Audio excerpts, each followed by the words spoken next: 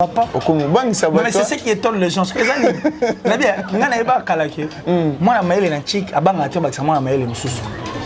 Et puis moi la maille mususu. Ce que moni que mutu mususu za peut faire de gros simbepe, obende bo pusani. Mais so moi la maille la olinga te bakisa ba na maille yo ko muté mabe. Donc tu veux rester éternellement. Bah tout mususu bazalate. Mais qui muté mabe fait kotara après comment maba. Dès quand? Bon, désolé, ceux qui veulent défendre pour leur. Muté mabe à l'occasion de rien. Pour monter avant à la fin du compte, on gagne quoi dans ce moment? Pour toi, on gagne bisognos. Attends, celui qui est na sombelo, mais toi, on gagne. Pour tout le monde, on a besoin de toi normal. Mais l'avantage, je comprends qu'il y a l'équipe. L'avantage, n'est pas parce que si on a un orchestre respectif, tout, bateau ça, moussa, on a un avantage. On a un avantage. Gossip DRC News avec Jazz Kaboulou. C'est combien? Non mais sois raisonnable, toi à la raisonnable. Oui. Si tu as fait quelque chose pour moi, parce que moi j'ai aussi fait quelque chose pour toi. Voilà. Donc voilà. Donc arrêtons avec ça. Ça c'est être en manque d'arguments. C'est quand on n'a pas d'arguments, on vient dire des choses. Oh, tu es banni très bien. La banane. Gossip DRC News avec Jazz Kaboulou. Papa, moi je suis comme le capote dans la moi aussi. So ozo zwangote. O comme le grand dans la bateau. On commence à m'embêter à me tourner ma colo. Non mais il y a des gens qui battent dans mon tuté. Pour toi c'est bon, sur y était. Gossip DRC News avec Jazz Kaboulou. Apparemment, la défense n'est plus comme ça qui est Kabolapé qui est Kabolapé famille. Non mais moi je m'en fous. Moi en tout cas je m'en fous et je m'en fous. Moi je crois que ce que j'étais venu faire ou ce que je fais ici, je l'ai fait pour la culture point barre. Tant dans ça je n'ai jamais eu une dent contre qui que ce soit. Et je n'ai jamais connu un problème avec qui que ce soit. Moi, pour moi, frères et sœurs, tout bandeko. Mais s'il y a des gens qui les font maintenant, il y a qui m'ôtent ma bête parce qu'ils commencent à chercher ma tête, dites-vous que moi, et puis je ne suis pas cette personne facile au fait à prendre. Biso tout ça comme ça là, ça na biso déontologie biso tout sur la bonne voie. Tout le monde est bien. Vous comprenez?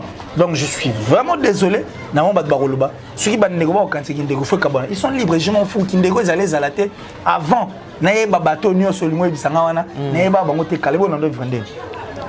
Gossip DRC News avec Jazz Kaboulou. Les autres traités au Rassoula, il y a un point faible là, ils ont Massanga, qui l'a ici, Allah la Ranababa, c'est comme Nelly. Je ne sais pas, est-ce qu'il y a raison ou tu as tort?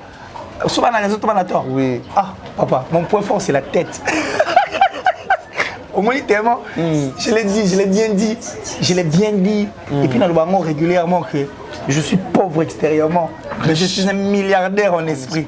Ce sont des milliards de l'esprit qui fait que comme ça va tout au monde. C'est un manque d'arguments. C'est quand on n'a pas d'arguments.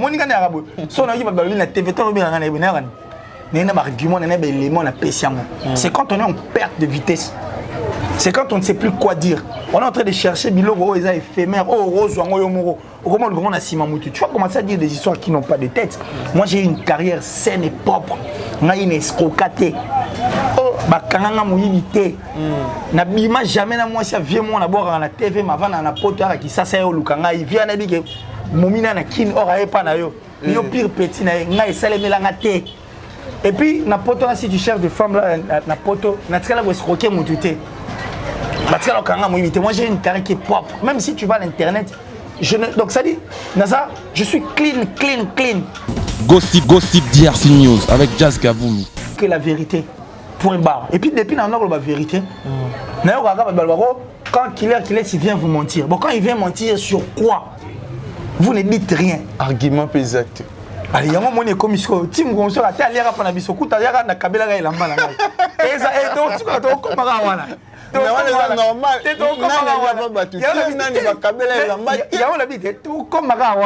C'est un manque d'arguments. Quand on n'a pas d'arguments, tu as comme tu as pas la biso. La kabela est là-bas. Beaucoup de gens na sala gabwe. Beaucoup de wana kutu attendez voir c'est pingai na toujours préparé dans pot. Nous on a eu aussi à aider les gens. On a pas mal sur internet ba yebi. Ils savent comment j'ai vécu. Il y en a plein. Au bureau qui est tout dans ce qu'on a que notre type on a mais oui, va demander. J'ai été aussi. Mais quand on a connu aussi des problèmes via vie, il y a fonctionné la vie même de famille, même dans le monde. C'est normal. Mais ce qu'on a donné, on a des émissions, monsieur Roya, à l'attaque de la main, à la voilà quoi. Gossip DRC News avec Jazz Kavoulou.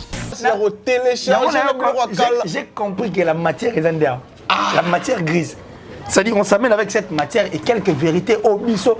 Donc ça va recherche. On ne dit pas que la vérité est évangile. Non, non, non. Tu ne dis pas que toi, tu as un monopole à l'analyse. Non. Mais on a seulement compris ce que nous faisons aussi et être touché. Tout le monde peut se baffer la rétorte. Voilà. Salut tout le monde, c'est votre artiste Inosbi, les jeunes leaders Yamboka, les Molodo et leaders. C'est juste pour vous recommander de vous abonner massivement sur la best chaîne YouTube, Gossip DRC News, #1 on YouTube. Gossip DRC News. Le savoir ne ment pas. Appelez-moi The Game. Gossip DRC News avec Jazz Kavoulou. Hein? On parle plus trop. Presse en ligne. Avec intelligence, avec sagesse, tout ça. Pas trop de polémique. Ce qui on mélange pas les torchons et les serviettes. Hein? Nous on est serviettes. On ne dépend pas des torchons. Gossip DRC News avec Jazz Kavoulou. De belles interviews, de belles collaborations, de belles images. Parole de Fabregas. Bonjour, alerte générale. Abonnez-vous sur Gossip DRC News. Jazz. Gossip DRC News. Les boss, ah. Voilà, merci déjà à vous tous. Vous êtes tellement nombreux à nous suivre en ce moment sur Gossip DRC News, la chaîne pas comme les autres. On ne mélange jamais les torchons et les serviettes déjà là. Un grand merci à bateau. Tout va vous disposer tant pour Rolanda Bisso. Bateau va commenter, surtout la vidéo na Bisso et puis bateau va partager ça à Bisso énormément bien. Mais tout au long de cette émission, Rosala vraiment la besoin il y a remarque nabino ba reproche yango sala reto mais ka vraiment ko bomisa musala ma avant dédicacer bateau tout balinga biso bateau ba soutenir biso moralement physiquement et sala biso vraiment bien na rolinga beaucoup plus na annoncer invité na ngala zane lelo na bongo na killer si avec yeto remeka kosola tout sauf rien déjà là un grand merci à Dada Olungu na Suisse motema ya papa Feli au Matoko, c'est-à-dire que papa social plus maman social poison. Merci aussi à Hervé Lukusa, un Canadien de plus au Congo, maintenant Hervé Lukusa, puissant plus que l'océan. Merci aussi à Kalo Boutique, Pomba ya Swag, chargé à Mbok, et puis aussi à mon vieux Odilo Mampouya, exemple à suivre, et le bas killer qui est ici. Merci aussi à Cynthia Lumira depuis Portland, Maine. Une année de plus, ça s'est fait. Merci aussi à mon ami Megra Mangwana, les banquiers. Vraiment, là, je suis déjà avec Killer ici. Il a habité sur Barreau, font la biso déjà. Bonjour Killer. Ouais, bonjour. Bonjour Killer. Ouais, mais la santé, la rythme king, nous sommes tous des patients consignants. Et par moment, on tombe malade indépendamment de notre bonne volonté. C'est du présent là, je me sens pas bien. Maintenant, autant les émissions qualité. Dans le cas, moi, Killer, c'est la nouvelle coiffure. Ça, c'est la coiffure torche en fait. Une nouvelle coiffure avec notre visage. Le phénomène torche, coiffure torche aussi. C'est la coiffure dans notre torche en fait. C'est pour faire voir en fait la lumière. Pour moi, tant celui qui a bien mandé fait belé, dis-moi mon lit, il va devoir comprendre. Parce qu'il fallait tout enlever. Va comprendre qu'intérieurement et puis extérieurement, je suis une personne bonne et puis trop claire, en tout cas vraie. Vous comprenez? C'est mon vrai visage donc c'est un grand plaisir pour moi avec cette coiffure torche.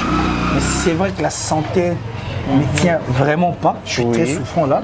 Mais bon, dans le souci de satisfaire Batala et dans le souci d'éclairer la lanterne à tout moment, donc je dis déjà merci à mon papa Jolili Atala Forever, génération en génération. Jolili Atala, le patron des Translation 7, parce que qu'on n'a pas eu la traduction, c'est un endroit en tout cas fiable et viable et pas comme ça les gros services. Donc papa Jolili Atala Forever Translation 7. Alors je dirais merci aussi à mon vieux Ambassi qui est sous là. C'est-à-dire le vieux Ambassi qui est sous là. Ah ok. Il y a ce que la sobriqueté comme on est bien. Ah ok. Il y a un passeport. Non, vraiment. Non, prénom est bien Ambassi. Non, oui. Non, est ce qui est sous là. Donc Ambassi qui est sous là. Mon thème est Karine Lang. C'est-à-dire une dame qui a déjà des enfants, mais sur l'hôtel, on dirait une beauté. Donc, Jarga Béina. Voilà, donc c'est-à-dire. Soit il y a 5, 6, 8, au quotidien. Donc, maman Karine Lang, merci infiniment. Et très prochainement, mais ça n'a pas comme il y a l'équipe Nabiso, moi Nabiso. C'est un grand gardien, un très grand gardien. C'est-à-dire sélectionné derrière l'équipe, il y a un club français. Et puis il y a équipe d'âge, il y a France. Quand la pénalité pour mais c'est Voilà quoi, donc merci Nabatoutou. Merci Nabatoutou, ça a besoin de confiance. C'est la torche aujourd'hui parce que j'ai senti la perturbation. On a bouleversé ma donnée. Et perturbation quotidienne, qui sont même d'accord, ceux qui vont essayer de comprendre qu'il m'a rembouté, il faut quoi ça. Peut-être tout changer ma donnée. Comment ça va parce que non mais moi ce qui me fait mal c'est quoi? C'est quand et le mot est simple, expliquant au bout, mais il comprend les textes. Non, je te dis très bien. Faut qu'on comprenne. Moi je crois que la perturbation est partout. Je pensais que Maramon est au salon, c'est 14, je sais pas, 14, je ne perturbation donc. Et le gars comme ça, on se va croiser dans un crac. Voilà qu'il est cité les actualités musicales déjà. Si photos à la claire, qu'il est si encourageant. L'artiste au Bassalara, très très très bien. Mais les lots comme on a réaction, il y a Gez Mawete et Innocent Balou, mais écrit par Marambo par-ci par-là, comment la réaction aussi à Innocent Balou, mais des yo déjà, Namayelo, Zaranango, Onganayebi, réaction ne cause à mais une réaction très normale parce qu'il Inos Bibi surtout tu es bien et puis je l'ai toujours dit qu'il est sur la liste des ambassadeurs vrais. Inos Bibi ne cherche pas à vendre son image, mais cherche d'abord à vendre la culture congolaise et son image vient après. Vous comprenez? Oui. C'est très différent. Il y a le Rwanda total à Messi et Cristiano. C'est-à-dire sur l'année quand on critique Cristiano, plus Cristiano aime battre ses propres records. Vous comprenez? Quelqu'un qui joue pour lui. Mais Messi par contre joue pour l'équipe. Messi par contre joue pour l'équipe. Et je crois que comme Messi joue pour l'équipe, joue pour que tout le monde aille de l'avant. Certes, sur l'occasion, Tchabi Ezali a Tché, mais sur l'occasion, Tchabi Ezali a position de faiblesse à 4 passes. Avec pour la victoire, mais une victoire de l'équipe. Tu comprends? Donc c'est en fait cette différence. Et quand on parle d'Inosbi, Inosbi est vraiment c'est Messi parce que Inosbi, et puis attends, tout ce que les gens vont dire, moi je me tape. Mais on sait que c'est un ambassadeur vrai. Quand il fait des choses, il le fait au nom de la culture congolaise, au nom de la musique. Donc une musique qui prend la grande partie de la culture. Et par contre, son image vient après. Vous comprenez? Donc je crois que Inos est tellement vrai. Et tant que yo masula image on a sauté totalement sur et puis ça a visibilité mutu aluga diamonane et puis profiter nanan parce que Inos est déjà visible on a même sur les marchés ils ont battre record il n'a pas besoin de parler de qui que ce soit pour que Maramone telle parce qu'on est au tel Maramone telle image la visibilité va maintenant même ta visibilité même ta bénéficier de Maramone Gez Mawete a visibilité d'après ngana yebisi yo total image oui qui est venu vers l'autre. C'est Gez Mawete. Mais alors, la visibilité a bénéficié d'un an. Mais c'est bénéficié par un. Dans tout le abandon, le Kamoa et le roman. Tout le bâté, tu ne veux pas de choses. Tu as trop réfléchir. Tu dois réfléchir en fonction de l'image. De totale image, Joana. C'est qui est bénéficiaire en fait de cette visibilité? Oui, c'est Gez Mawete pour y aller à se déplacer à vers voilà. Donc c'est pour te dire que Inosbi n'en avait pas besoin. Inosbi était venu tourner son émission. Normalement, on a parlé de son tube qui est même qui bat, en tout cas le record. Ils ont tiré dans ma vidéo challenge, ils ont fait parler Batou. Et puis ils ont continué à vendre bien l'image de notre pays. Il n'y a pas tourné une émission là. Donc la visibilité est bénéficiée de la moto à Lukango. Moto à Lukango, visibilité. Comment la visibilité? La perte à vitesse, il y a vitesse, il y a de ma belle. Non, on a perte à vitesse, c'est côté. Visibilité comme un moto. Tu es bungi. Kindo kia mutu sko emona na. Vous comprenez? Akomo yoko sko mabe. Po yo opumwa ki na nzete. Siko zo ka bat ba komo pumwa siko na nzete, te ba pumwa normalement. Siko yo nzete permettre ko pumwa sur te poisson Cécile. Ba komo ba Superman. Siko bimisa Batman. Voilà bimisa sko mutia mabe. Ba no mona méchanceté sko mutu place ya là. Akomo sindioti kandeleke comme yo azaka soula. Mais de l'autre côté, il y a artiste à Sala qui bien pour rejoindre dans mon place à ça Moussala. Non mais à Sali bien, à Sali bien, parce que Talara, il a sorti un tube Tissiro, Mutabet Aliso dans Mazate. À Sali bien, Siro, mais vous pouvez parler de lui. Donc voilà, on peut parler de lui grâce à Innocent. Bravo Innocent. Voilà qu'il est si bravo Innocent, mais n'ébité, surtout plutôt son maman qui c'est mais l'Europe ça là qui vient qu'il est comment la réaction est Innocent balou mais va voir sur Bimaki ou à cité qui peut ba comme il y a collègue né mususu. Qui n'a pas mort à moi bien que Basile, s'il faut battre poids, battre des bateaux à poids. Tu es là, il va bien le battre. Et vous les épées baninga musosu killer. Bon autant on bolobara na boka musanga ya. Inos au moins il est vrai. Il assume parce qu'il a les sons congolais mais musicalement parlant il a les sons américains. Dans le baron balébélé c'est un américain il assume. Au moins c'est Inos qui est venu parler et Boyoki Galobi. Et puis Mambalobi a le baiser ma bête. Il a très bien parlé parce qu'Inos en réalité n'a plus rien. Bon, en fait, dans le sens où tu le bélangois. Dans minute vous ne pouvez plus l'arrêter parce que tant on fait bon arrêter Innocent. Et c'est le temps ici l'équipe déjà. Aujourd'hui, vous n'avez plus ce temps parce qu'il vole plus haut. Vous comprenez? Aza, il a d'abord la maîtrise du game plutôt. Il sait ce qu'il est en train de faire, il sait où il va. Aza objectif, ayebi, et le ronia luka, et puis le ronia zosa. Et puis surtout tout le monde a t'as le barabé, le wessi, le wessi, le soit bête le bobio, ah oh ma bête. Tant en bête à me sauver, oh ma bête, il fallait où oh wana. Oh wana y a pas d'amitié. Musique maraboye, ce guise. Voilà. Donc moi je pense que Inos n'a plus en fait ses temps. Donc il a seulement été vrai. Il n'a place pour bébé ses énergies pour chercher à le détruire. Vous voyez, il y a temps de détruire ces les gars déjà. Prenez tout simplement cette énergie. Allez soutenir le bateau, va se perdre en fait. Il était clair. Au moins lui il a été vrai. Lui-même l'a dit. Il est mort le bien.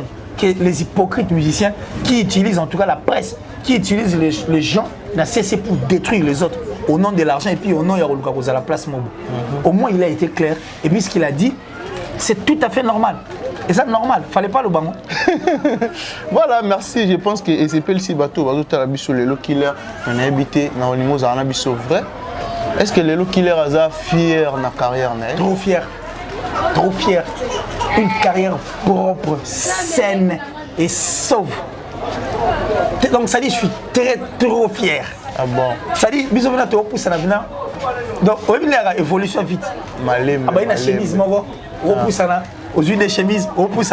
Tu comprends? Ça dit, nous avançons mollo. Voilà, mais apparemment, bazo traité au Rassoula, le point faible là, ils ont Massanga, qu'il a ici, Allah la Ranababa, Sokameli. Je ne sais pas, est-ce que tu as raison ou tu as tort? Souvent, tu as raison, tu as tort. Oui. Ah, papa, mon point fort, c'est la tête. Au moins, tellement, je l'ai dit, je l'ai bien dit. Et puis, dans le baron régulièrement, que je suis pauvre extérieurement, mais je suis un milliardaire en esprit. Oui. Ce sont des milliards de l'esprit qui fait que comme ça va tout au monde. C'est comme on a. On ne pas besoin. C'est un manque d'arguments. C'est quand on n'a pas d'arguments. Moi, je suis arabe. Si on a la TV, c'est quand on est en perte de vitesse. C'est quand on ne sait plus quoi dire. On est en train de chercher Biloro, ils sont éphémères. Oh, Rose, Yomoro. Comment le grand a Simamoutou. Tu vas commencer à dire des histoires qui n'ont pas de tête. Moi, j'ai eu une carrière saine et propre. On a une escroquatée. Oh, bakanga mouimité. Na bima jamais na moi, ça vient moi d'abord à la TV, ma vanne à la pote qui ça c'est au Lukanga. Il vient à dire que Momina na kin ora pas na yo. Yo pire petit na nga esale melanga té. Et puis na poto si tu cherches des femmes là na poto, na tsala ko escroquer moututé. Moi j'ai une carrière qui est propre. Même si tu vas à l'internet, donc ça dit, Naza, je suis clean. Il n'y aura aucune fille qui va venir te dire que donc ma carrière elle est propre. Et tant que c'est propre, parce qu'il ne faut pas le combattre à chamoter. Quand le type avec la matière grise, il avance, mais avec une réputation, ils ont bien quoi. Il cherche maintenant à salir ça pour s'aligner. Ah bon. Moi je l'ai personnellement. Je suis fier de ma carrière. C'est ça la vérité ou soit tu dis verbalement? Moi, je ne dis jamais des trucs verbalement ou je dis jamais des trucs comme ça. Moi, je dis des trucs donc moi, je crois que ma carrière, elle est bonne, propre. Il y a aussi des journalistes volés. Papa, moi, je parle de moi. J'ai dit, moi, ma carrière, et connaîtra ma gamboanate. Voilà, point barre. Donc, ça dit, la bière, je la prends, s'il faut la prendre. Et puis, je prends la bière au moment où il s'est mélange. Et puis, après le travail. On s'enjaille, mais dans le bon. Ça dit, toi, mais tout ce qu'il y a, la ligne droite, quoi. On sait placer une token et puis tu as un objectif. Donc voilà comment je crois que voilà, c'est être en manque d'arguments. Et là, tu as les allez rappeler pas bisous. Ah bon? Mais apparemment, la défense n'est plus comme ça qui est kabolapé, qui est une kabolapé famille. Non, mais moi je m'en fous. En tout cas, je m'en fous et je m'en fous. Moi, je crois que ce que j'étais venu faire ou ce que je fais ici, je l'ai fait pour la culture, point barre. Tant dans ça, je n'ai jamais eu une dent contre qui que ce soit. Et je n'ai jamais connu un problème avec qui que ce soit. Moi, pour moi, frères et sœurs, tout mais s'il y a des gens qui les font maintenant, il y a qui m'ôtent ma bête parce qu'ils commencent à chercher ma tête, dites-vous que moi, et puis je ne suis pas cette personne facile au fait à prendre. Biso tout ça comme ça là, ça na biso déontologie na biso tout sur la bonne voie. Tout le monde est bien. Vous comprenez? Donc je suis vraiment désolé. Na mon bat baroloba. Ceux qui bandego ba quand ils ndego fait kabana. Ils sont libres, je m'en fous. Kindego ils allaient à la tête avant. Na yeba bateau nyo solimo bisanga wana. Na yeba bango te kalebo na ndo vendre. Eh, c'est combien? Non mais sois raisonnable, toi ça la raisonnable. Oui. Si tu as fait quelque chose pour moi, parce que moi j'ai aussi fait quelque chose pour toi. Voilà. Donc voilà. Donc arrêtons avec ça. Ça c'est être un manque d'arguments. C'est quand on n'a pas d'arguments, on vient dire des choses. Oh, tu es banni très bien. La banane. Tout ça, tu es banni. Tu es banni. Tu vas un an à habiter. Pour nous, ça va un an à bélo. Pour y avoir bon, à part le logo, à part par exemple, on va sous la là-bas, on va s'unir. Ah bon. Mais on a ce qu'on a belé à Roloba. Mais justement, on a ce qu'on a belé à Roloba. Peut-être que belé penan o ebimité o to yebité to il n'y en aura pas. Moi j'ai toujours été préservé comme chaque des gens. T'inquiète. On a le capitali respect, valeur, on a dignité. Ouf. Je respecte. Donc bah tu belé respect à rasouter dignité. Non, moi je parle de moi. J'ai dit le respect. Quand on a venu au Bangladesh. Qu'il est si. Jamais d'échec. Il n'y en aura pas. Mais c'est ce qui étonne les gens. Moi, je suis un chic, et puis moi, je suis un ce que moi, je suis un peu faible, aussi, mais si moi, donc tu veux rester éternellement. Mais qui m'a fait Kotara, un peu comme un des camps. Bon, désolé. Ils ont défendre pour leur. Moutia m'a à l'occasion de rien. Pour Moutia, à la fin du compte, on gagne quoi dans Simalan? Pour toi, on gagne mon bisognos. Attention, on a sombelo, mais toi, on gagne mon. Pour tout le monde, on a un bisou à toi normal. Mais l'avantage, je comprends qu'il y a l'équipe. Avantage, il est inime. Parce que si on a un orchestre respectif, tout, bateau ça, moussa, on a un avantage, bah non, tu vois, on a un avantage. Voilà qu'il a dit. C'est important. Non, c'est que c'est pas les signes. Au nom de l'argent, c'est au nom de l'argent de tout petit cannabis. Parce que toi, tu seras au nom de la culture. Nous sommes là pour la culture. Toi, ça dit la culture, et ça, ça m'a dit, et le bon amour héritier, on a passion. Mais justement, je le fais par passion. Si c'est pour l'argent, je ne le ferai pas. Parce que je l'ai dit tout, je suis pauvre tel que tu me vois là. Mais seulement milliardaire, riche en esprit. Si c'était pour l'argent, on allait arrêter. On dit que nous avons aussi longtemps, même la famille, on a sali ma ramzoute. Donc laissons tomber papa.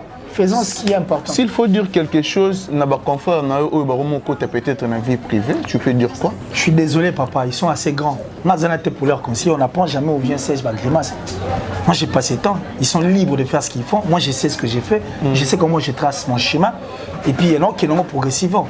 Moi, pour moi, le plus important, si on a vu 100 francs, si on a vu un monté, si on a pris 100 francs, c'est qu'il y a un moto qui n'a pas vraiment. Na luki yango bina ba propre fort na ngai.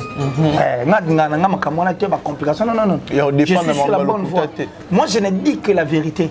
Point barre. Et puis depuis na la vérité. Na yo kaka ba quand qu'il est il vient vous mentir. Bon quand il vient mentir sur quoi? Vous ne dites rien. Argument pesant. Allez yango moni comme isko tim comme ça ta liara pa na biso kuta yaka na kabela ga ilamba na ngai. Eza to suka to komaka wana. C'est normal.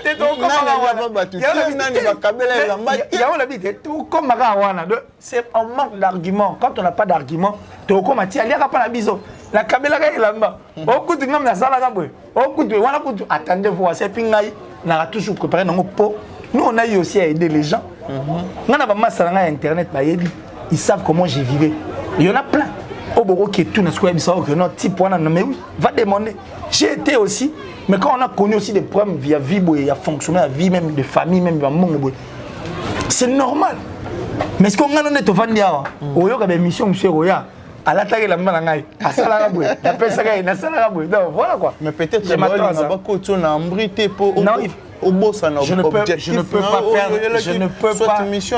peux pas perdre mon objectif j'ai répondu à tes questions et je parie que c'est Michel Liboso puis à Souka à répondre à ma question pour moi n'a préparé pour ça et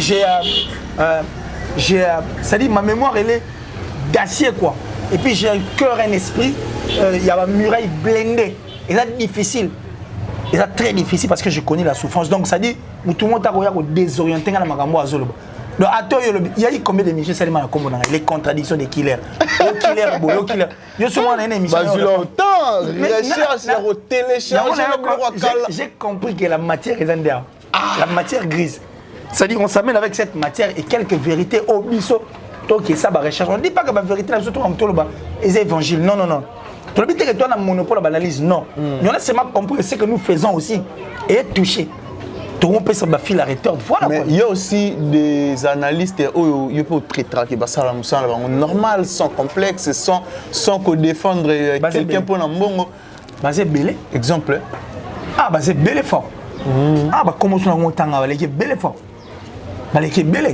Comme mon frère était Iboula, qui est.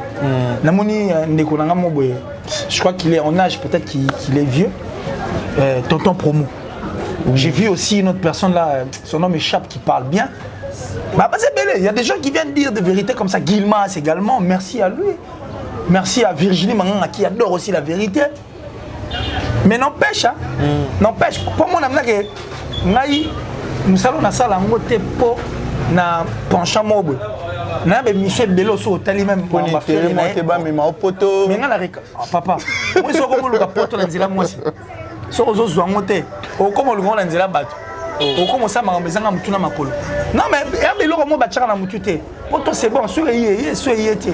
Yété, so yé, yé, so yété yété. So comme tu as poto trop na mutu, o comme ça ma mususu o perdre na objectif na et puis o perdre na valeur, na grandeur na. Donc moi je crois que le plus important pour moi, c'est ça, autour ça là, mais na ça là, on pour l'intérêt pour m'oututer. Pour preuve, tant maramo ils allaient à côté à ma côté à papa Hervé, faire rigoler. On a tout à sur les côté tout à héritier na tout à. Ça dit moi je n'ai pas de parti pris, je l'ai fait comme étant un boulot. Et puis na ça là, on peut le voir mutu à ça, na 4-4. N'empêche, si il peut tonton pour moi il n'était pas ville comme moi ils a contraint, mais pour tout à. Question rare, tu éclairer lanterne, bazoga na nzela et puis voilà quoi. Voilà qu'il a laissé une habitude. Est-ce que vous avez temps il y a qu'ils ont ta fuite côté Papa Hervé, le rôle soulevé point Papa Hervé. Il y a aussi des featuring ils ont déjà réalisé au bateau rosé là pour l'harmonie. Pour l'harmonie. À part Dynastie. À part Dynastie. Non mais à ce que je sache, l'album est bourré de belles chansons, est bourré de chefs-d'œuvre, est bourré des featuring. Mais nous attendons en tout cas la sortie de cet album. Et puisque cet album fait peur aux hommes, confusion. Nicolas peut me faire les internets. C'est vrai ça. Oh, héritier Nabo Sanito na Mama Solo. Solo. Merci beaucoup. Voilà qu'il est si. C'était de qui m'a simangonga. Quelque chose est tellement ébélé mais tant. Tout le monde a besoin de retourner.